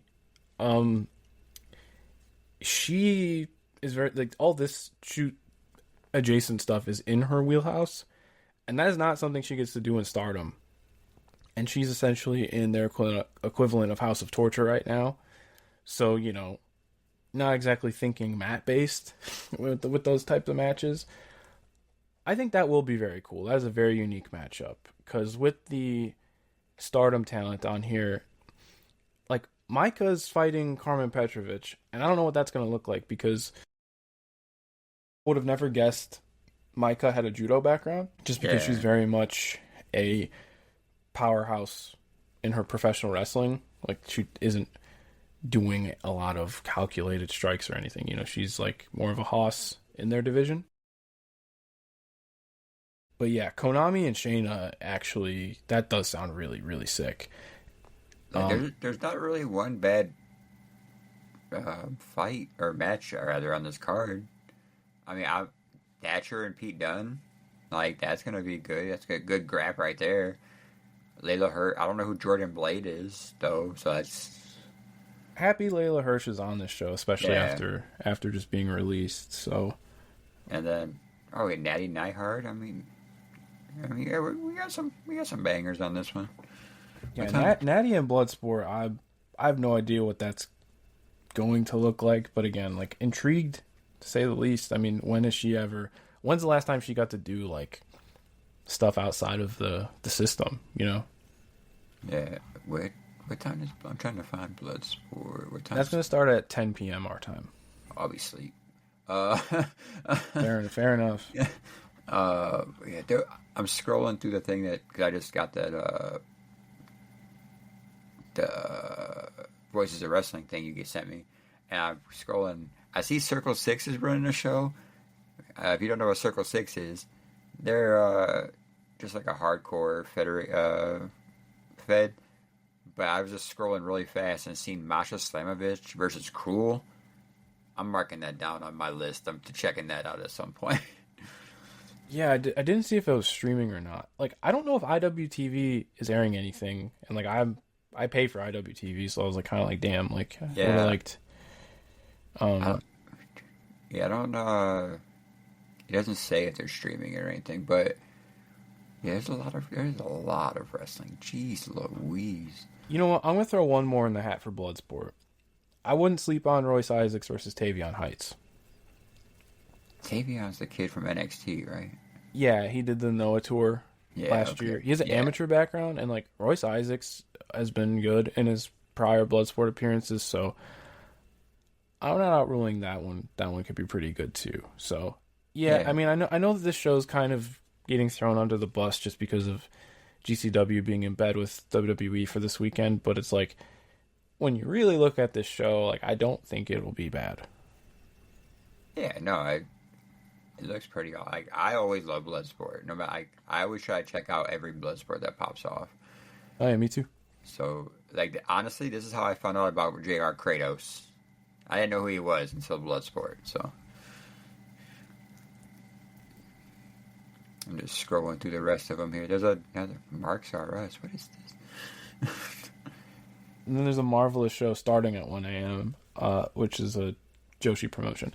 Nothing on the card really stands out to me, though. Going back to my notes here, TJPW is running Friday morning, not Saturday morning. But they're running Masha Slamovich versus Miyu Watanabe, which sounds sick. Are you familiar with Miyu Watanabe's work at all? I believe I've seen her before, but I can't say that I remember anything. So she's like, she comes out like doing kind of like the idol thing, but she is jacked to the gills, and she does like the giant swing, and she's like kind of turning into she had like her first run on top with their world title last year. She's turning into their ace, and I would say, I understand not everything TJPW does is everyone's cup of tea. I would say she's probably their most accessible wrestler. Like her and Yamashita are up there. And I think that this will just be like her and Masha going beast mode. So I think that'll be good. That's at 1 p.m. on Friday. See a match on this card that catches my eye. It's the tag match underneath it. Maki Ito and I can't even pronounce that. But Max the Impaler's in it. I like Maxie and Impaler also. So cool. Yeah. I know some of these people. See, I'm learning. I'm getting there. Let me see what else we got going. We got a Stardom show at 12 p.m. Okay, so Ito's teaming with Zara Zachar. She's awesome. Okay. She's I've been watching her through 2024, and she's like a powerhouse in her own right. Max and Palm. So Palm is like, she's just outright like a comedy wrestler. So I think that's the whole like, like sticking sticking a comedy wrestler with like Maxine Paler and how they are presented. So yeah, that'll be fun. The Stardom cards are interesting. Nothing interesting as far as like what they're doing with it, because actually not a lot stands out to me. There are some cool spots for the Stardom wrestlers outside of their own shows. Okay. Like, I actually have on Joey Janela's Spring Break later down the line, Masha's wrestling Suzu Suzuki. Yeah. Suzu's known as the Crazy Girl, and she has a deathmatch background in her own right.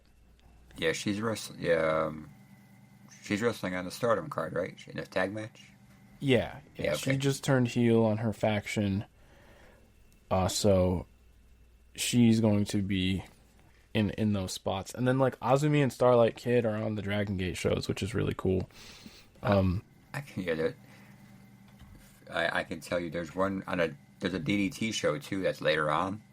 There's a match on there that I'm pretty stoked for. Same, because I think that on paper the match of the weekend is on that DDT show because it's Thatcher and Aoki. Yeah, actually, you just told me about this Aoki guy. I'm definitely gonna check that out. But you already know. Look at the title match. Come on, you're selling me here. It's Suzuki versus Yoshihiko. Oh, okay. I was like, KOD's not being defended. Oh yeah, Yoshihiko's on the card. Yeah, they're able to pay the plane ticket for Yoshihiko, but they couldn't fly out the Invisible Man, unfortunately. This time, not this time. No, it's gonna be a good card. Santana Jackson's on it, Aoki Thatcher is insane, especially for a DDT show, because like that is the most like hard-nosed shoot adjacent thing. If you take every wrestler wrestling this weekend, that is the most like grounded, realistic like if you like wrestling in your wrestling, as like dumb as that sounds, but like that is the most no bullshit wrestling match in this whole weekend, and it's on the DDT show. But hey, that's why you gotta love DDT. Anything can happen. This is why you gotta love Mania Weekend too. Yeah, I'm so excited for that match though. Holy shit! Like that's the one I gotta watch that live. That'll be 5 p.m. on Friday. And there's another Takeshita Mao match. I feel like they try to get the Sonic Club guys on there at some point, just because you know they do well in America. So it's cool that Takeshita's on this weekend too, because like there's like no AEW guys. They're like all staying away for the most part. Yeah. Yeah, looking forward to that one. Do I have anything else on Friday? Oh, I'll watch Sabu's final match. I am going to turn it. This is what I'm waiting for. Honestly, is George Janela's Spring Break. It's one of my favorite, next to Bloodsport, one of my favorite Mania events, just because it's such a cluster of just random matches, Mm-hmm. and it's great. Like you have the George Janela versus Sabu's last match. Like you mentioned before, you have the Slamovich versus Suzuki match. Manders versus Zach actually sounds really interesting. That's gonna be great, or kind of interesting because they're two different styles. But they're both on really good runs. Like Manders has been on a heater the last year. Yeah. And then the match I'm interested in is the Tremont versus Suzuki. Again, dude, like Suzuki's opponents are just fucked this weekend. And then we get the rematch of Manson Gabe Kidd too. So yeah, which that's some true CTE style. Yeah, that's that. And then I just get worried with GCW when they have a good looking card. They usually something doesn't go as planned. But yeah, like last year they did Shuri and Masha, and I think they did a 30-minute Broadway, and I'm like, yo, don't be doing Broadways at like 1 a.m, please. Like that's just not the time to do it. Well, and then like for their like Hammerstein show, like unfortunately Allie got hurt. You know what I'm saying? So I was like, I hope for their sake nothing happens. Yeah. Do you have anything else? I'm with you though. Do you have anything else for Friday? Friday does not look like it, my friend. I got a pretty light Saturday from the indie shows, from what I can tell. I got one match from the they're doing Tej versus DDT versus GCW, but this one sounds really sick because it's kind of the best of both worlds. It's Masha Slamovich teaming with Konosuke Takeshita against Miyu Yamashita and Shinya Aoki. So like Miyu Yamashita and Masha Slamovich had a awesome match last year. It was the January 4th Korakuen, like around, it was like the same day as Wrestle Kingdom. They tore the house down in that main event, and putting Shinya with all kinds of different wrestlers, you're going to get something interesting. And I'm like, him versus Takeshita, like that is, I mean, I'm sure they probably wrestled before, and I just haven't seen it. But Takeshita now, especially with how he's built and how he's presented, like that tag match sounds awesome. And because it's on a DDT GCW show, I'm sure they'll allow intergender stuff too. So that's a really cool match on paper. I want to see what that one looks like, because that could steal the weekend. This is on Saturday. I'll catch it when I get home, but I'll tune in for this one. Mm-hmm. I'm definitely gonna check this. You said Shinya, right? Shinya. I'm gonna check more of him out because you're building him up here. So yeah, I'm hyping him up quite a bit. But if you like the real like hard nosed, like down to earth grappling stuff, he will reward you for paying attention. It's like I said, like where every limb is located matters, and I don't think he'll brush off all these bookings for Mania Weekend.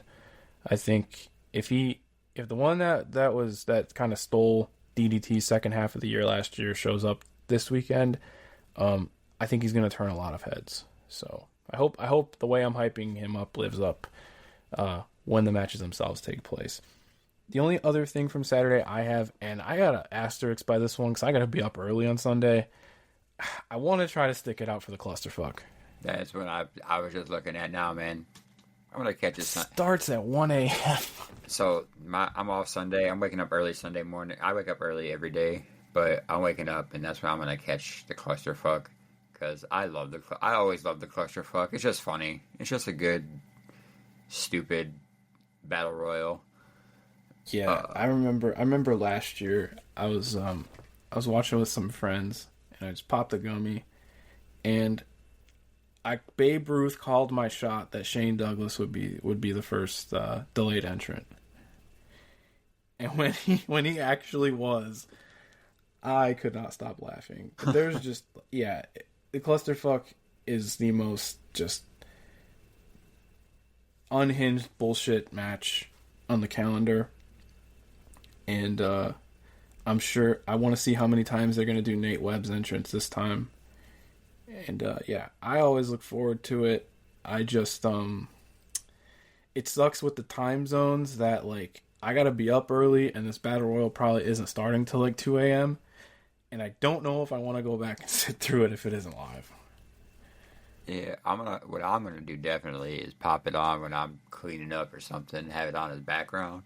Yeah. That's a good way to consume it, I'd say. I don't know if you keep scrolling down, but I wish this last event on Saturday was filming just so I could see 25 Cent and Bridget the Midget and Lil Chola. I wouldn't outrule them being in the clusterfuck because Microman was in the last one.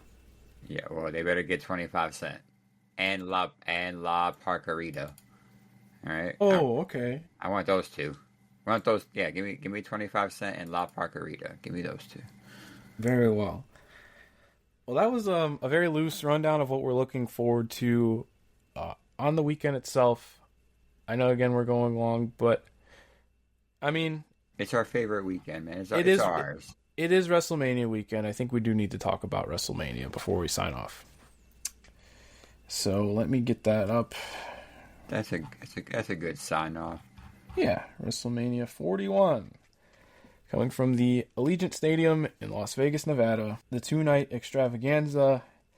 And this is all coming before SmackDown. And this is all going off Wikipedia. So if something is missing or incorrect, take it with a grain of salt. Saturday night.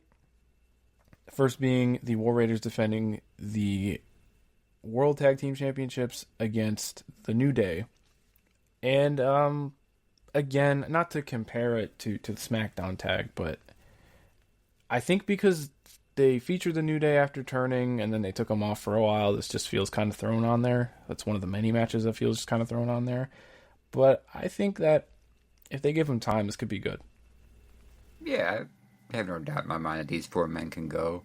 Do you give... I'd say put the belts on the New Day. Fuck it. I'm still holding out hope that we'll get some sort of Big E angle, but I feel like if he was cleared, he would have just been on the show. Yeah, he would have been on here by now. But yeah. Hey, there's our hoping. We can still hope. I think we'll get some sort of interaction though, and I will take Big E on my television all the time because he's the best, and I just hope he's doing okay. Shout out Big E. Yeah. Next, we've lamented this one. It sits in such a weird spot because I know that just if you had him wrestle in just plain tights, this would still be a fantastic match. And it is Rey Mysterio versus Chad Gable in his Lucha Parody gimmick. Because I'm like, man, on paper, that's such an awesome singles match. Like, just Chad Gable's first singles match, but I just wish it was Chad Gable. Yeah, I'm with you on that, brother. Yeah. I mean, Rey Mysterio wins, I'm assuming. And unmasked. I would think Rey wins and takes the mask. I mean, that's the logical thing to do, so they probably won't. I'll leave it at that. Next is the blow-off of Jade Cargill versus Naomi. I don't know what this will look like bell to bell, but I mean, people seem to be into the program.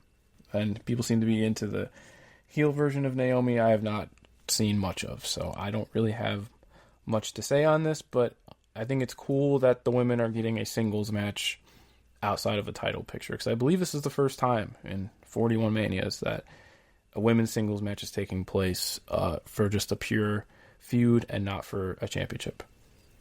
Yeah, I mean, I don't have no qualm about it. It's a very convoluted way to get there. Well, yeah, 100%. Because now Bianca's not even involved anymore.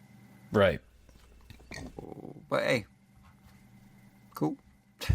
Yeah, it's not, sure. like I said, I had no opinion on it. It's not for me. I had no opinion on it. Yeah.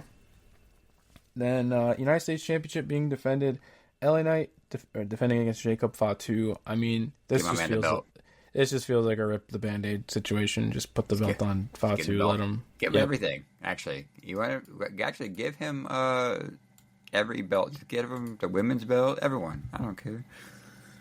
I would say this. I think they have a position to rehab the U.S. title, how they did with the IC belt, but with Fatu, I think you could make it mean a lot more when you're putting it on somebody like him, how they did with Gunther saving that belt, a couple years ago.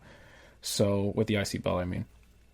But yeah, this just seems like a formality. I don't know what the match will be like, but I just think it'll be good to give Fatu some silverware, Yeah, it's time.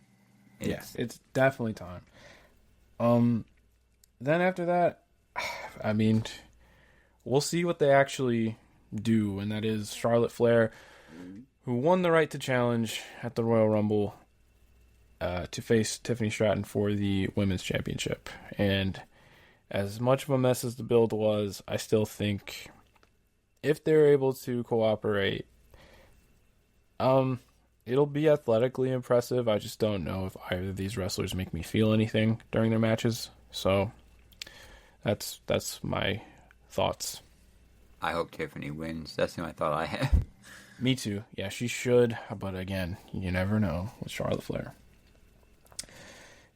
Then we get to the thick of it, which I believe this match is. I believe they confirmed, as we talked about, is opening the show. Jey Uso with the right to challenge from the Men's Royal Rumble will be facing Gunther for the World Heavyweight Championship. And I'm more so just curious to see what Gunther does with this, because the way this man has been putting the work in on television to try to make this work, I think will be evident in the match itself. It's just been talked about since the Rumble. Like, can Jey execute in this spot? I don't think he's shown enough that he can.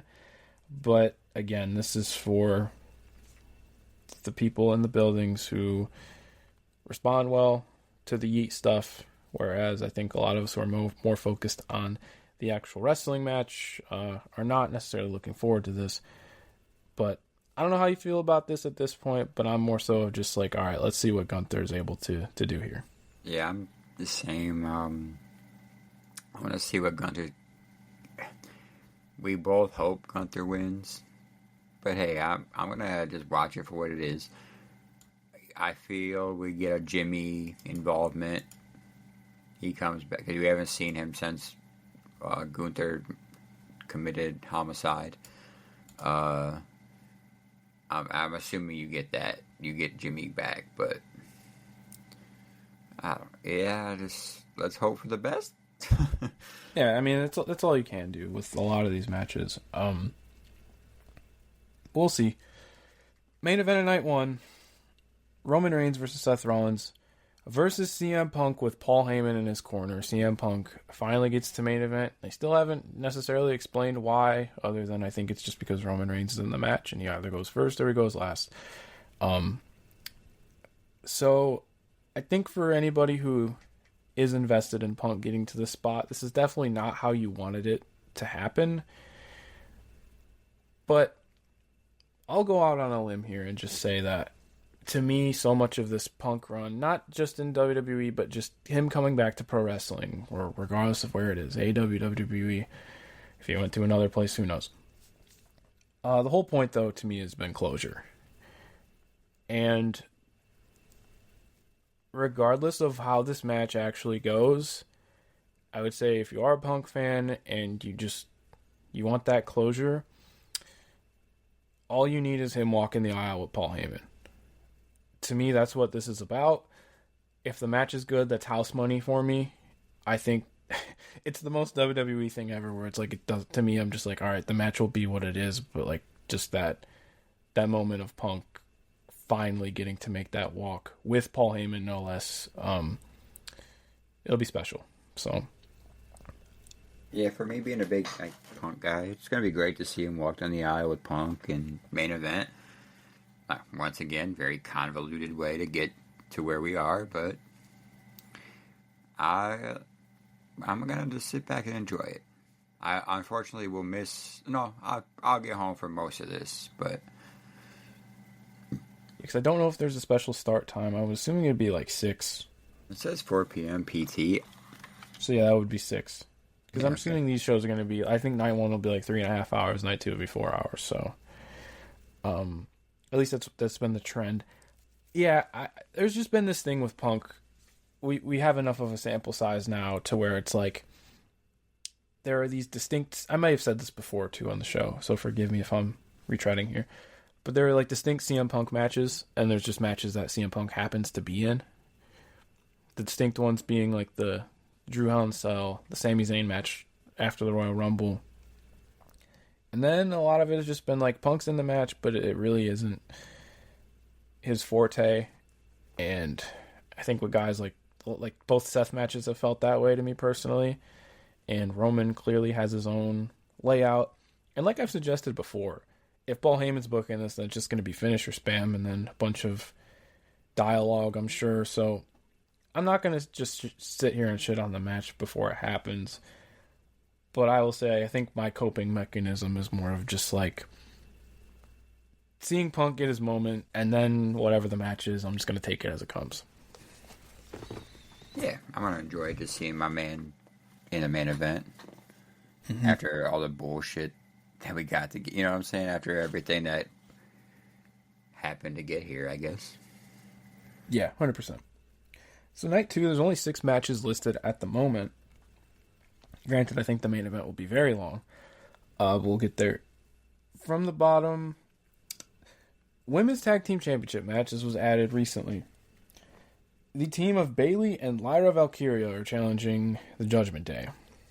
Liv Morgan and Raquel Rodriguez. They sure are. I don't know. Like, I think you could have just done the Bayley Lyra match at Mania. I think that would have worked. You could have done Bayley Roxanne in this spot. I guess the consolation is that, because I just assumed Bayley Roxanne was going to be on the NXT show and Bayley would not be on Mania, so at least her and Lyra get on the card, but man, this one just feels thrown together. They better not do what I think they're going to do and put belts on Bayley and Valkyria, but... And do the whole can they coexist thing? Yeah, because I feel like that's coming. Yeah, probably, but I don't know, man. People love Liv Morgan, so I'm not super invested in this, so I'm not, yeah, but people love Liv Morgan. She's, she had for how much I didn't like the world title run, a lot of the WWE audience did, so who knows. Next, AJ Styles versus Logan Paul. Yeah, I'm not looking forward to this. Next. Yeah, I say honestly. I will just say though, don't be surprised if AJ loses, because rumor and innuendo is that he might be on his way out.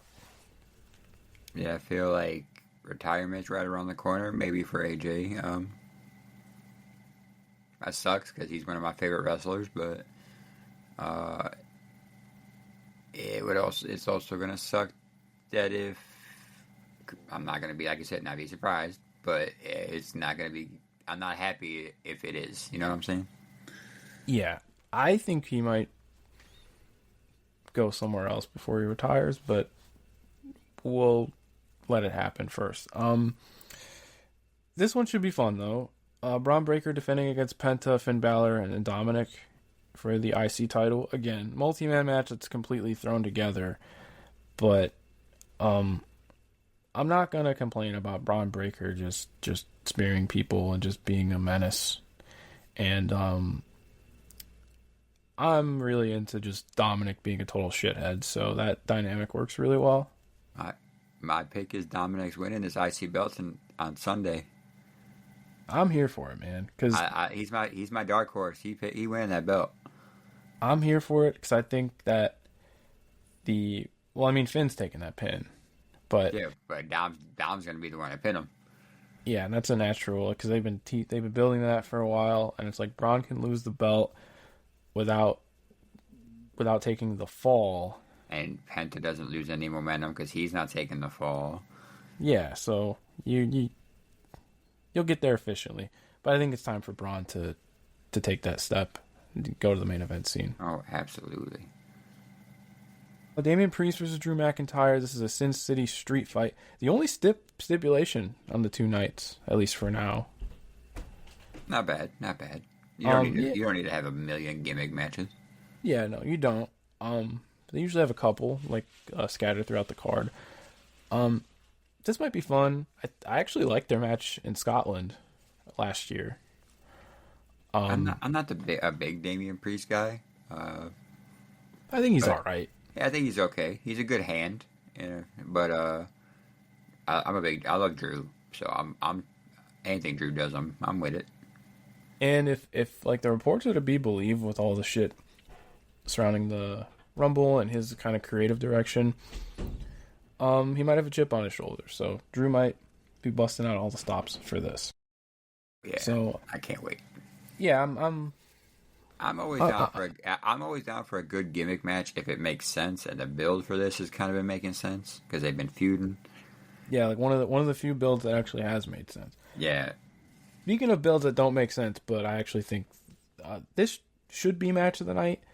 Io Sky defending against Bianca Belair and Rhea Ripley for the Women's World Championship. I mean, I have not been interested in the build whatsoever, but it makes zero sense. It doesn't make any sense. I'm gonna stand on my soapbox for a second. This makes the fucking Royal Rumble. Alright, well, it makes the Royal Rumble, and it makes I meant to say Elimination Chamber. It makes Elimination Chamber look stupid because then you had Bianca Belair do all of that for what? Like for what? Because then Rhea's just gonna come. Then you added Rhea for what?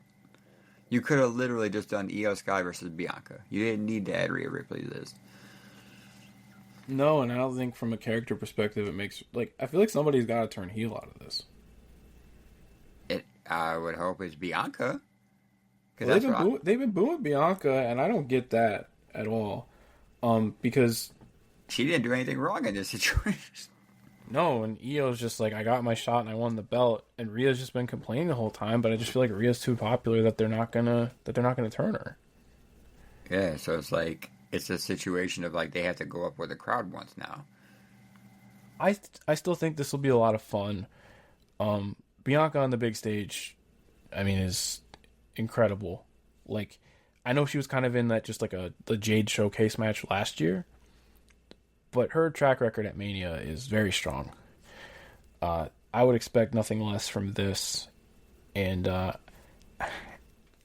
don't really know who's going to win this match because it depends on if they want to commit to Bianca's streak. Because she hasn't lost. Hear me out, though. If we're going the heel route, right? You're going to incorporate Jade and Naomi somehow. I think Naomi comes and helps Bianca. Just my thought. Okay, so it goes full circle like that. Just my thought. That's interesting. I didn't know if they were going to... it would definitely be shocking. I just thought about this right now because of how we talked about the Jade and Naomi match being, the only way. And I was like, how do you incorporate one of them turning heel? You could incorporate Naomi coming to help Bianca. But that would also mean Naomi would probably win the match against Jade, and I don't see that happening. So... I would say it's definitely not out of the question. Yeah. It's not the wrong possibility. Right. What the build has been telling me, and the build's been saying all kind of shit, but this really petty beef between Rhea and Bianca gives me the impression that they're going to cost each other the match. They're going to be too focused on their differences. Because they don't see Io as a threat. And Io's just defending her title, so I think those two getting too big for their boots will inevitably, like, that opens the door for Io to just swoop in and defend. But you also don't want her looking weak and like opportunistic's more of a heelish thing. But I could see it to where this Bianca Rhea thing is not going to go away, and like this is going to be more of the starting point to next year, which I think will be the big singles. Yeah, that we're overdue for at this point. I think I this don't understand why they didn't do it now. I think Rhea Ripley versus Bianca Belair will main event WrestleMania, and at least the night one main event, and they just couldn't do it this year with all the big names. Well, you could have, because Gunther and Jey Uso didn't have to happen. We could have figured something out. We could have rerouted it. Oh no, I just mean with Punk and Roman having to have a main event, Cena and Cody, all the big main eventers are doing. I got you. Well, speaking of Cody, yeah, main event. We'll wrap up here because we were pushing 2 hours. That's okay. Big week. Hey man, I don't mind. We talking wrestling. It doesn't feel 2 hours. You know what I'm saying? No. This always flies by. But for the sake of our beloved listeners, main event time. John Cena with the right to challenge from the Elimination Chamber, challenging Cody Rhodes. And I hope John Cena wins. I've talked myself into it. I think we're getting 17 as a heel, and I think that's the most interesting thing you can do. I don't really know like what Cody has left to do with this first run, and I think he needs to get knocked on his ass. And who better to do it than Cena on his last WrestleMania as this heel? I want to see just how he works differently. I want to watch John Cena take shortcuts, and just be insufferable and really feed into that audience. He's not going to do anything different. He's going to be the same. He's going to wrestle the exact same way. He's not going to take shortcuts. He very well could. Because, in his mind, he feels it's the right thing to do. Because him cutting that promo when he said he's not changing anything, you don't get no new music, you don't get anything. Because no matter what, you're still going to buy into it and you're still going to buy the shirt. So I just feel like he's going to be the same. And you might see some like cheating to win the title, like you said, shortcuts, but... Well, and if they're able to fold The Rock back into this... As long as we don't get, like, the same situation we got last year. I don't need The Undertaker to come out. I don't need 1 million people to come out. No, I think the only people that would get involved would be The Rock and whoever The Rock is working with. T. Scott. Who was apparently confirmed for the show, but he actually might just be performing. Vincent. Yeah, because Travis Scott does. It's funny, Playboy Cardi's a feature on both theme songs, but Travis Scott does the one song, Fiend, and then it was Fiend, and then for like the 8th year in a row they got The Weeknd. But yeah, I don't know, and like people have been trying to suggest that maybe Seth's working with The Rock. I don't want to see that, but I think Cena wins through nefarious means. I think that the whole point, we were expecting him breaking the record to be this like celebratory moment. I think he wants to tarnish it as much as possible. So I think he'll cheat to win. I'm with you on that. And then it's really open-ended going forward. This is a weird thing about this WrestleMania. WWE has this track record of like kind of spinning their tires, so to speak, to be like, or spinning their wheels to be like, okay, stick with us for these couple of months because of Royal Rumble, then like everything good's gonna happen. Starting with the Rumble, right? It feels like they said stick with us through the show because and after Mania we're gonna reset, and it'll be a lot more exciting. Because it'll be like Cena's gonna be champion, you'd think, and then like maybe Bianca Belair's heel. Like for how, like I said before, I feel like there's gonna be a lot of big angles on the show because that's just what Triple H's WWE is, where the angles are all happening on the big show instead of the angles happen to sell the match. So I think the landscape will be different after this show. It just sucks that like this isn't going to be the payoff. Yeah, and not to mention, like you said, there's only 6 matches as of now. As of this recording, SmackDown hasn't aired yet. I think we're gonna get a Randy Orton solo match also. That's probably thrown in there. I just remember that too. They were saying Nick Aldis, but now it's looking more along the lines of Solo versus Randy. But that match doesn't really matter. That's why there's only 6 matches listed because Orton's match was not listed. Oh man, like I'm here for an Orton singles match, but like I'm good on Solo. I don't give me that. Yeah, if you want to give me a Nick Aldis one, I'll take a random Nick Aldis Randy Orton match, whatever. But I don't want to see a solo Randy Orton match, especially not on WrestleMania. I guess we'll find out, but also I was thinking, like, because to piggyback off what you said, like, kind of like a reset, right? There's rumors of, we see Aleister Black is coming back. We've been seeing vignettes for that. How do you think they shoehorn? I think, once again, rumor, just me being opinionated. You know how Ludwig Kaiser's been kind of, no, he's on Raw though, right? I mean, he's been talking about getting a Mania match and then he doesn't have one. I mean, that'd be a good spot for Aleister just to come out, take him out kind of thing. That actually would be cool. I'd even take him. I'd even take Ludwig versus Orton.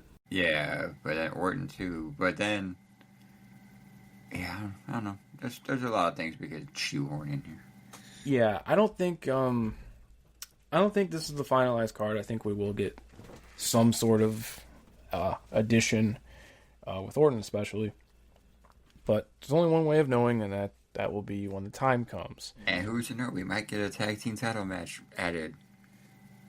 I sure hope so, because I would love for the Machine Guns to be on the big stage. So, but that is tentatively what WrestleMania is looking like, and everything around the event. We will have all kinds of things to talk about next week, after the fact. But if you use this as a primer, thank you so much. And for getting this far into the show, thank you for listening. As always, we hope you enjoy your WrestleMania. If you're observing Easter this weekend, I hope you have a wonderful time with your loved ones. For further viewing, shameless plug, new upload on Matches Worth Watching today, actually. I wanted to make sure I got all my personal projects in order before the big weekend. My favorite matches from November Part 2, that is up on the YouTube channel. And you can find me on socials at Outer Stevon. You can find Chris at The Loserweight. And we will talk to you again after the big weekend. So we will catch you then.